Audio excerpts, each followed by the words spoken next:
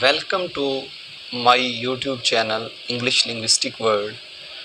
Today we will discuss about the history of English literature.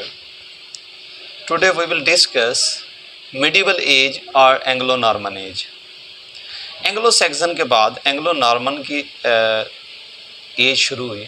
जो Anglo Norman थे ये लोग नॉर्मैंडीज, फ्रांस के सिटी नॉर्मैंडीज से आए थे और ये स्कैंडिनेवियन थे. इन्होंने और ये लोग बेबाक नडर लोग थे और जहाँ पे ये एंग्लो नॉर्मन्स जाते थे वहाँ पे दहशत छा जाती थी. तो जब ये लोग इंग्लैंड में आए, फ्रांस से इंग्लैंड में आए, तो इनका बादशाह उस वक्त सैक्सन का आखिरी बादशाह हैरोल्ड था और इनका बादशाह किंग विलियम ड्यूक था. तो विलियम ड्यूक और हैरोल्ड की 1066 सेंचुरी में जंग हुई हेस्टिंग के मकाम पर, इसलिए उसे वार ऑफ हेस्टिंग कहा गया, जिसमें Normans conquered the England. Norman king William duke defeated to king Harold. उसके बाद इन लोगों ने फ्रेंच लैंग्वेज को एज आ ऑफिशियल लैंग्वेज करार दे दिया और यहाँ पे आके इन लोगों ने क्रिश्चियनिटी कबूल कर ली. इन्होंने अपना मज़हब क्रिश्चियन एक्सेप्ट कर लिया. यहाँ पे इनका जो रिलेशन था, Anglo Norman was a master of Anglo Saxon. इनका मास्टर सर्वेंट का रिलेशन था. दे वर हेट टू ईच अदर. ये दोनों एक दूसरे से बहुत नफ़रत करते थे, लेकिन अनफॉर्चुनेटली और फॉर्चुनेटली हम कह सकते हैं, ऐसे खुशकिस्मती या बदकिस्मती, कुछ छोटे से टाइम में, बहुत ही कम अरसे में ये एक इनकी जो है ना, ये नफ़रत मोहब्बत में तब्दील होगी अपोजिट जेंडर अट्रैक्शन की वजह से.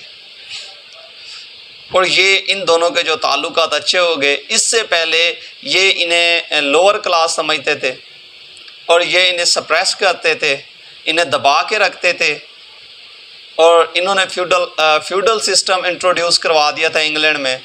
फिर इन एंग्लो नॉर्मन के दौर में इंग्लैंड में 3 लैंग्वेज सर्वाइव कर रही थी.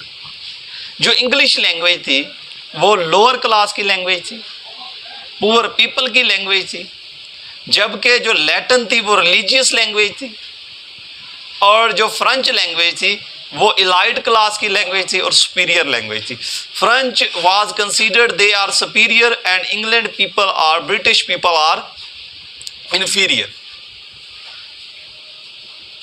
With passage of time, in short time, they converted into relationship. और 3 तरह के एंग्लो नॉर्मन एज में या मिडिवल एज में 3 तरह का लिटरेचर था. पहला था द रोमांसेस, दूसरा था बैलेड्स और तीसरा था लिरिक्स. और एंग्लो नॉर्मन की अगर हम पोइट्स की बात करें तो फिलिप द थॉर्न मशहूर था.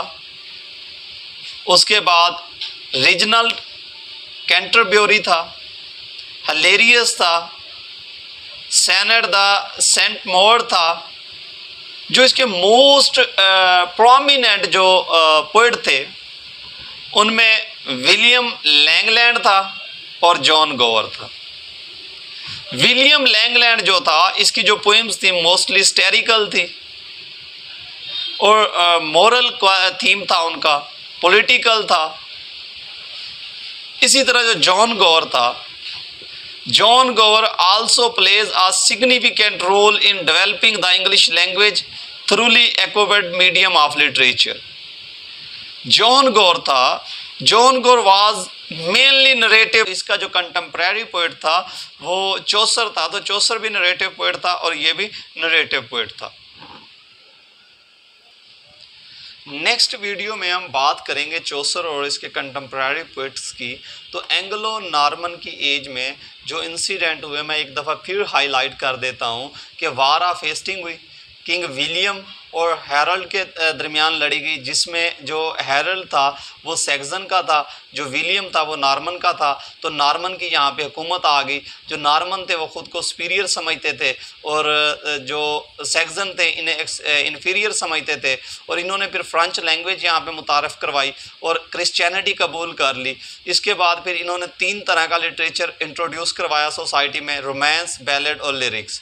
चूँकि ये पोइटिकल लिटरेचर था, पोइट्री थी, तो इनके जो 2 फेमस पोइट थे वो थे विलियम लैंगलैंड और जॉन गोवर। जॉन गोवर जो था वो बेसिकली नरेटिव पोइट था और मोस्ट डोमिनेंट फिगर था। और इसका चौसर का इस पे जो है ना, चौसर की तरह ये भी नरेटिव पोइट था। जबकि जो लैंगलैंड था, लैंगलैंड लिखता था थीम पे, हिस्टोरिकल पोएम्स लिखता था, पॉलिटिकल लिखता था और पॉलिटिकल था, हिस्टोरिकल था और मोरल इसकी जो है ना